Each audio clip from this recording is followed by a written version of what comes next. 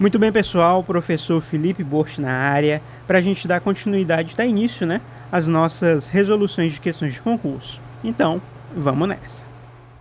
Pessoal, só lembrando que esse curso está disponível na Udemy pela menor faixa de preço da plataforma.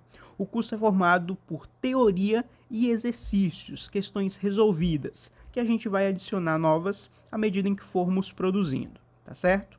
Então, para quem tiver interesse, vou deixar o link do curso tanto na descrição do vídeo, quanto no primeiro comentário fixado. Vale lembrar também que ele está disponível para os membros do nosso canal no YouTube. Bom, então é isso. Bons estudos e boa sorte. Bom, então vejamos essa questão que diz o seguinte. Julgue o item referente à macroeconomia. Então o item diz o seguinte.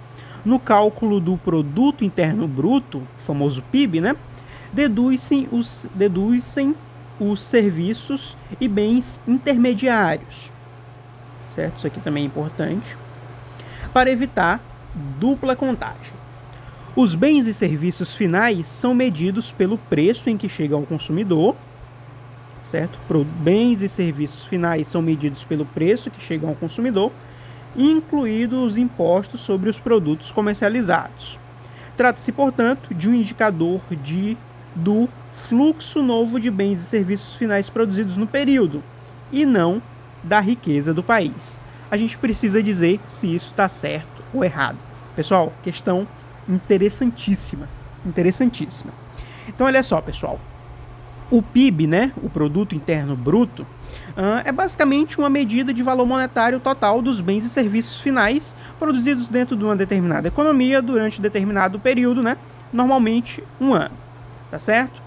E claro, a gente vê nas nossas aulas de contabilidade social que existe basicamente 3 óticas para a gente calcular aí o PIB, A ótica do produto, ou do valor adicionado, enfim, a ótica da despesa, a ótica da renda, A gente tratou essas questões teóricas nas nossas aulas de contabilidade social, tá tudo explicadinho lá, ok?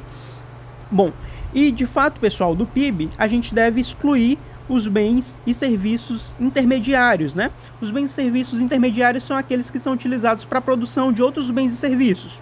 Por exemplo, a gente usa o trigo para produzir o pão, Então, o trigo é um bem intermediário.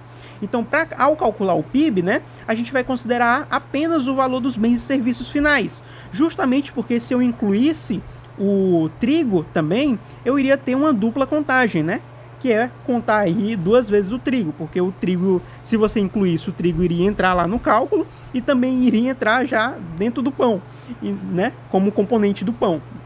Então, a gente teria aí essa situação de dupla contagem. Então, é por isso que a gente retira, exclui os bens e serviços intermediários, ok?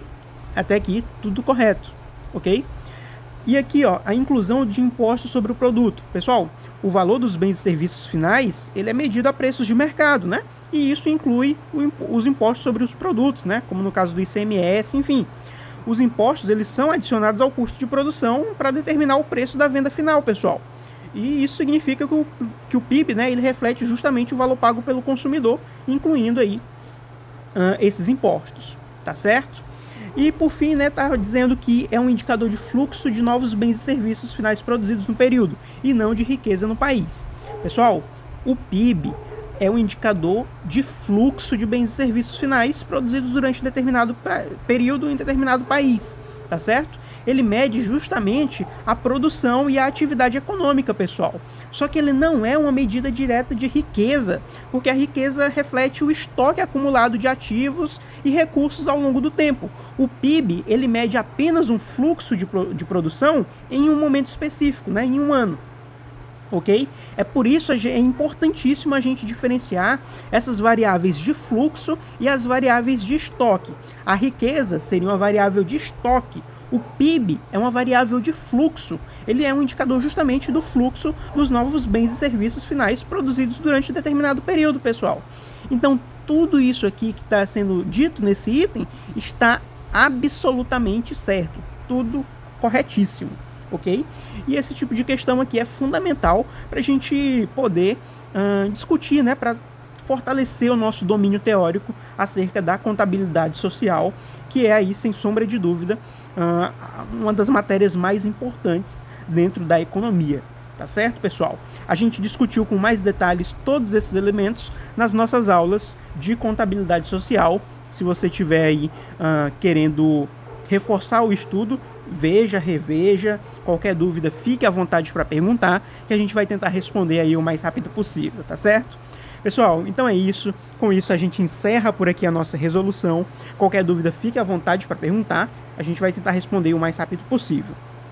Então é isso, não se esqueça de seguir o professor Felipe Bort e o canal Gundrice em todas as redes sociais, e até a próxima!